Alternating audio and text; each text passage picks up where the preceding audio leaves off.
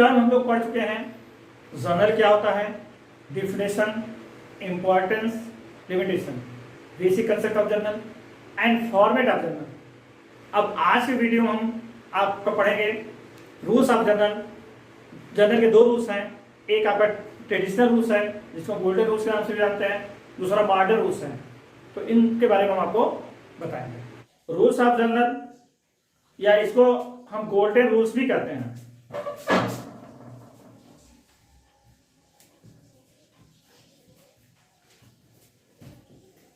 Rules of journal या golden rules दो प्रकार के रूल्स हैं, एक है ट्रेडिशनल रूल्स और एक है मॉडर्न।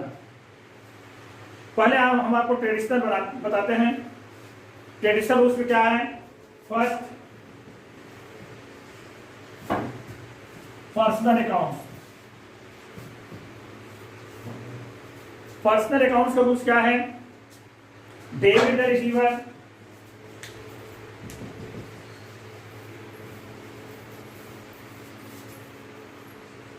Credit the giver. व्यक्ति या पर्सन ऑल लाइफ केवल दो काम करता है, या तो पाता है तो देता है। कोई भी फंक्शन हो, केवल ट्रांजैक्शन में ही नहीं, यही दो काम होता है, या तो पाता है तो देता है, या तो गिवर है और रिसीवर। जिसे हम आपको पढ़ा रहे हैं, तो क्या कर रहे हैं, आपको शिक्षा दे रहे हैं, एजुकेशन दे रहे हैं, नॉलेज दे रहे हैं। हम कौन हुए, गिवर। आप रिसीव कर रहे हो, जो भी हम नॉलेज दे रहे हैं, जो भी एजुकेशन दे रहे हैं, आप रिसीव कर रहे हो। आप कौन हुए, रिसीवर।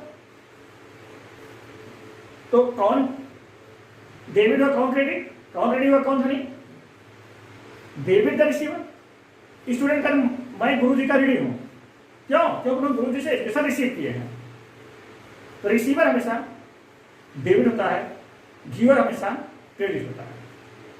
ठीक है, डेबिट रिसीवर, क्रेडिट गिवर। जब भी पर्सनल अकाउंट्स आएगा, चाहे वो इंडिविजुअल पर्सनल हो, चाहे आर्टिफिशियल पर्सन हो, और चाहे वह रिप्रेजेंटेटिव पर्सन है, उसमें यही रूल्स लगेगा। ये जो रिसीवर है, पाने वाला है, तो उसको क्या करेंगे, डेबिट करेंगे। गिवर है, देने वाला है, तो क्रेडिट करेंगे। नेक्स्ट आपका है real account. Real account, real account नियम क्या है, what comes is debit, debit what comes,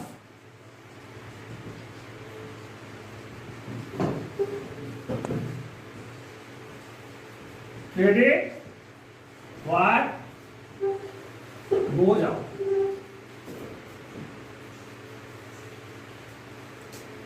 real account नियम क्या है, what comes is debit, debit what comes is, और credit what goes out. Real account हमने कल बताया था आपका, real account means assets accounts. Real account means assets account. Assets क्या काम करता है, या तो आती है तो जाती है, किसी के पास वो कम होती है, किसी के पास वो होती है। जब से हमने कैश पेड किया, जब से हमने कैश पेड किया, तो कैश पेड करने में क्या होगा, कैश पेड करने में क्या होगा, गोज हो रहा है, क्रेडिट होगा। तब से क्या होगा, डेबिट होगा। हमने आपको कैश पेड किया, हमारे यहाँ पैसा गया, कैश गया, गोज आउट हुआ, हमारे कैश क्या होगा, क्रेडिट होगा। आप उसको रिसीव करते हो, आप यहाँ कैश कम सोच रहा है, तो आप यहाँ डेबिट होगा। यानी यदि कैश बाहर है, कमीशन रिसीव, कैश हमारे कम हो रहा है, कैश रेट पे कैश गोज आउट हो रहा है, गोज आउट हो रहा है, तो रेट क्या होगा, कैश क्या होगा, क्रेडिट होगा। थर्ड है नॉमिनल अकाउंट।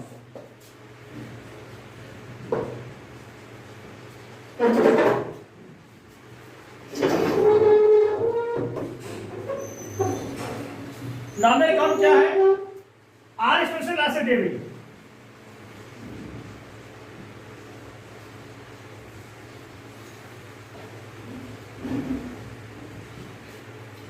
आर इनकम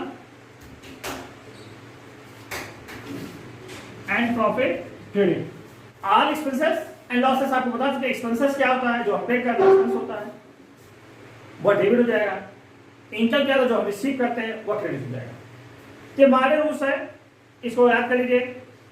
अब इसको गोल्डन रूल्स क्यों कहते हैं? देखिए गोल्ड क्या होता है, जो मनी होती है किसी एक कंट्री में काम करता है।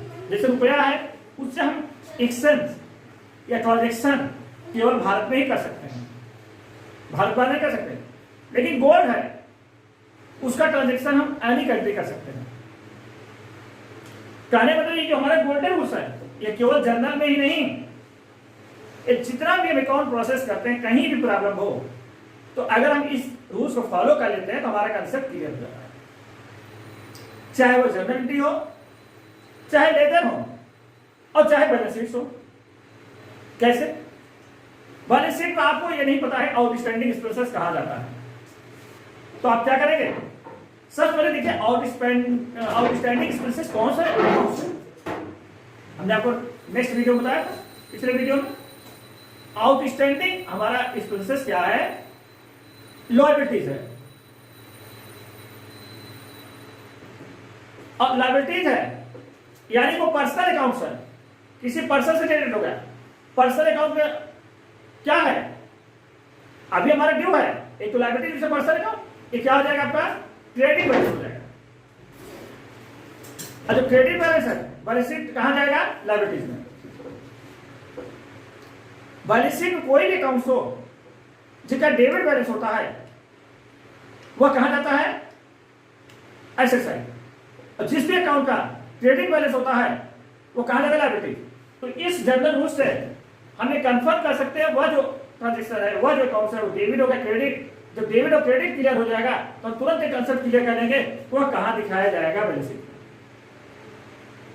तो ये रूल्स आपका जहां भी आपको जनरल, लेजर, बैलेंस शीट कहीं प्रॉब्लम है, कोई लेसन पढ़िए, आपको शेयर पढ़ना है, आपको एंट्री याद करने की जरूरत नहीं है, बस ये 3 रूल्स याद करने हैं। अगर तीनों गोल्डन रूल्स मालूम है तो शेयर इशू करने में क्या होगा?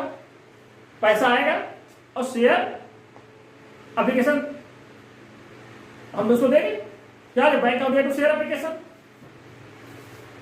शेयर अलॉटमेंट करेंगे। क्या होगा? शेयर अलॉटमेंट है, उसको शेयर उसके नाम से अथराइज करेंगे और रिसीवर होगा, शेयर अलॉटमेंट डेबिट हो जाएगा।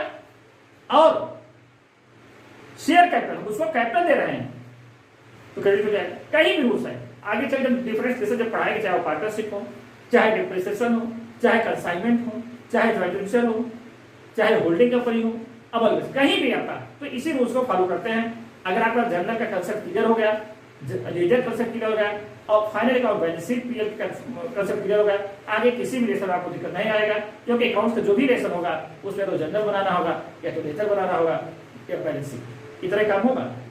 चाहे वो विकाम का हो, चाहे एमकाम का हो, चाहे सीए का हो, चाहे आईसीडब्ल्यू का हो। ये फंडामेंटल बेसिक चीजें हैं। ये आपका ट्रेडिशनल रूल था। अब आपको मॉडर्न रूल्स बताते हैं। मॉडर्न रूल्स देखिए,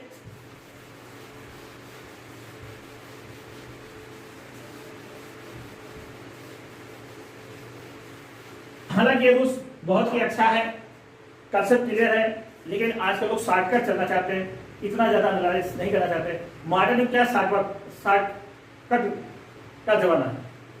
हम लोग वही बिजनेस लॉ की किताब पढ़ते थे, 700-800 पेज होती थी, उसी पब्लिशर की, उसी राइटर की, डॉक्टर एस एम शुक्ला की, साहित्य भवन की जो बिजनेस लॉ की बुक थी, वो करीब 700-800 पेज था। आज 200-250 पेज में आ रहा है, सेम राइटर सेम पब्लिशर। क्यों? क्योंकि आजकल लोग शॉर्टकट चाहते हैं, टेक्नोलॉजी का युग है। तो अब इतना एनालिसिस करने के चक्कर में पड़ के हम शॉर्टकट रूल्स बताते हैं आपको, जो कि आपका मॉडर्न रूल्स है। मॉडर्न रूल्स में आपका देखिए capital, first capital account. Capital account rules क्या होगा? यदि कैपिटल इंक्रीज करता है तो क्रेडिट होगा किसी भी ट्रांजेक्शन से। यदि कैपिटल इंक्रीज करता है तो क्रेडिट हो जाएगा, अब कैपिटल डिक्रीज करता है तो डेबिट हो जाएगा। अब कैपिटल अकाउंट क्या क्या ले जाया जाता है आपको मालूम होगा। सिंगलिटी आपका होलसेल में अलग है, पार्टनरशिप कैपिटल अकाउंट अलग प्रकार से बनाया जाता है, उसमें क्या क्या आइटम जाते हैं ये आपको मालूम होना चाहिए। Increase in capital, increase in capital credit, decrease in capital debit. समझ रहा है? अब ये कैसे पता करो कैपिटल इंक्रीज करा है डिक्रीज करा, आपको देखना है। जैसे हमने ड्राइंग्स किया, डिक्रीज किया तो क्या ड्राइंग्स क्या होगा? डेबिट होगा। समझा है? Interest on capital, interest on capital के कैपिटल क्या इफेक्ट पड़ेगा? कैपिटल इंक्रीज करेगा, मिलेगा ना, कैपिटल प्लस होगा। जब interest on capital capital increase करेगा तो कैपिटल अकाउंट क्या हो जाएगा? क्रेडिट हो जाएगा। Salary paid to partner, salary paid करेंगे पार्टनर को, उसका कैपिटल में जुड़ेगा, कैपिटल इंक्रीज होगा, क्या हो जाएगा? कैपिटल क्रेडिट हो जाएगा। तो ये मॉडल रूल्स है। कहीं भी बनाए जो कैपिटल से रिलेटेड आइटम है, देखना उस ट्रांजेक्शन से हमारा कैपिटल बढ़ रहा है घट रहा है। जैसे लॉस हो गया, लॉस होने कैपिटल बढ़ेगा घटेगा? घटेगा। तो कैपिटल क्या होगा? डिक्रीज हो जाएगा। लॉस के डेबिट कर देंगे। प्रॉफिट होगा, कैपिटल हमारा क्या होगा? इंक्रीज करेगा, कैपिटल बढ़ेगा तो प्रॉफिट क्या हो जाएगा? क्रेडिट हो जाएगा। समझ आया? तो ये आपका मॉडल रूल्स है। इसी प्रकार से लायबिलिटीज,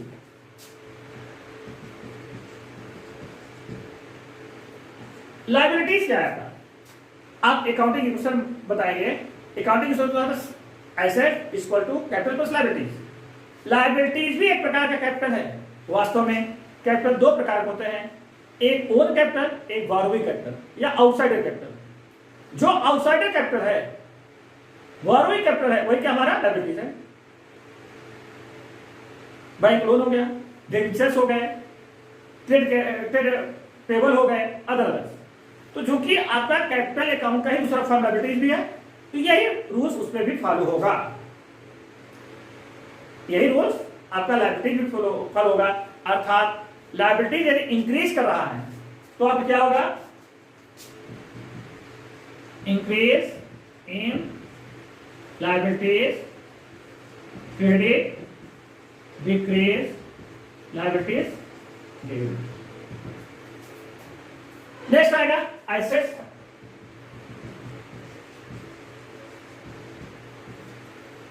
एसेट कैपिटल का अपोजिट है तो अपोजिट हो जाएगा। यानी एसेट क्या होगा? इंक्रीज होगा, debit, decrease in assets credit. जब आप कोई प्रॉपर्टी सेल करते हो, एसेट डिक्रीज करता है, इसलिए एसेट क्रेडिट करता है। कैश का गेट हुआ एसेट्स का, बिल्डिंग सेल किया, कैश का गेट बिल्डिंग का। नेक्स्ट आपका सोल्ड करो तो एसेट कम होगा ना, तो एसेट क्रेडिट हो जाएगा। एसेट डेबिट होगा, एसेट इंक्रीज करेगा, एसेट डेबिट हो जाएगा। फोर्थ आपका है expenses. Expenses and losses. Expenses and losses. अब हमको ये मालूम है एक्सपेंस क्या होता है? डेबिट होता है। अगर एक्सपेंसेस इंक्रीज है, लेकिन एक्सपेंसेस कब करते हैं? जब हम पेड करते हैं, और वही चीज जब रिसीव का इनकम होता है।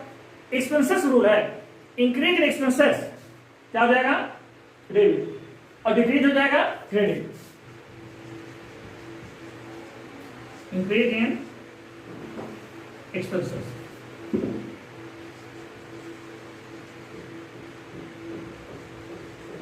Debit, decrease in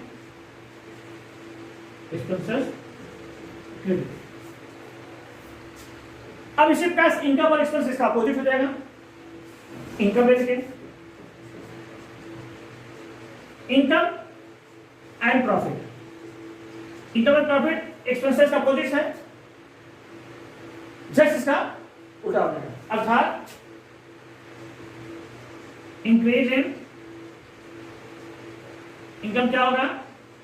credit, decrease in income क्या हो जाएगा? डेबिट। तो ये हमने आपको मॉडर्न रूल्स बताया था। तो आपको ट्रेडिशनल रूल्स मालूम हो गया, मॉडर्न रूल्स मालूम हो गया। क्वेश्चन करने के कोई एक रूल्स आप याद करें, चाहे आप ट्रेडिशनल याद कर लीजिए, चाहे मॉडर्न याद कर लीजिए, आपका काम चल जाएगा। लेकिन कंपटीशन के दोनों याद करना पड़ेगा। क्यों? कंपटीशन अगर मुझे पूछा इंक्रीज इन एसेट क्या किया जाएगा, डेबिट किया जाएगा, क्रेडिट किया जाएगा, डेबिट या क्रेडिट किया जाएगा, वो क्या आंसर देंगे? तो इसलिए अगर दोनों रूल्स याद किए हैं तो आपके बेटर होगा। कंपटीशन में आपको डीप स्टडी करना पड़ता है, विशेष रूप से जब आपका चॉइस बेस्ड है, ऑब्जेक्टिव टाइप कंपटीशन। अगर आपका डिस्क्रिप्टिव है कोई दिक्कत, उसको कुछ नहीं देंगे, अपना चलेगा, चाहे एक रूल्स लिख दीजिए चल जाएगा। लेकिन जहां ऑब्जेक्टिव होगा हमको फ्रीडम नहीं है। क्यों? क्योंकि जो क्वेश्चन सेटर है उसने हमारे आंसर को 4 ऑप्शन में लिमिट कर दिया है। उस 4 ऑप्शन के बाहर हम नहीं जा सकते। अगर उस 4 ऑप्शन हम स्टडी नहीं किए हैं तो क्या हम आंसर कर पाएंगे? इसलिए आप दोनों रूल्स याद कर लीजिएगा, जिससे आपको वहां ज्यादा टाइम वेस्ट ना करना पड़े, सोचना ना करना पड़े, और ये आपके लिए इजी होगा।